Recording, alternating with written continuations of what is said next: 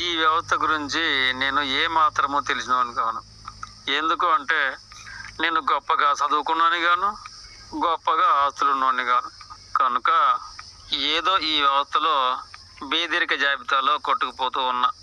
అయితే ఈ వ్యవస్థలో కొందరికి వేల వేల ఎకరాల భూములు ఉంటాయి, మరికొందరికి వందల ఎకరాల భూములు ఉంటాయి.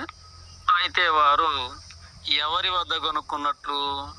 ఎందుకు అంటే భూమి లేని వారిగా కొందరు ఉంటారు కదా, అటు వారు 1 ఎకరం కొనాలన్నా లక్షల కోట్ల రూపాయలు కావాలి కదా.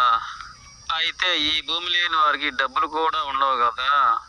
అయితే వారికి వేల ఎకరాల భూములు కొనడానికి డబ్బులు ఎక్కడివి? తెలియక మాట్లాడుతున్నాను, క్షమించండి. వారికి భూములు ఉంటాయి, డబ్బులు ఉంటాయి కదా, అర్థం కాక అంటున్నాను. ఇక వీరికి భూములు ఉండవు, కొంతమంది డబ్బులు ఉండవు. ఈ మాత్యానికి కారణం ఏంటి? ఇట్టి వారికి వేల ఎకరాలు ఇవ్వకపోయినా 10 ఎకరాలైనా 5 ఎకరాలైనా కనీసం 2-3 ఎకరాలైనా వచ్చే మార్గం ఏంటో తెలియడం లేదు.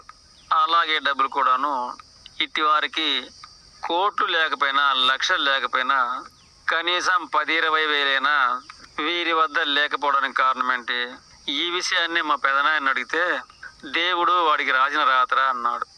దేవుడు వాళ్లకు రాసిన రాతరా అన్నాడు. అలాగే మా చిన్నాయన అడిగితే చట్టం వద్ద ఈ భూములు ఆయన ఆక్రమించుకోవడము. అలాగే డబ్బు విషయానికి వస్తే చట్టం వారిదే కనుక నిజానికి చట్టం అనేది మానవులకు లేకపోతే ఏ దేవుడితోని పని ఉండదని చెప్పాడు. ఇక మా తారిణి గారిని అడిగితే కడకు అలా ఆక్రమించిన వారు పట్టకపోయేదేం లేదు, ఇలా ఏమి లేని వాడు పట్టకపోయేదేం లేదు. ఇక వాడికి వీడికి ఆహారమే మూలము. అలాగే మనకు కూడా అంతే అని తెలియజేశారు.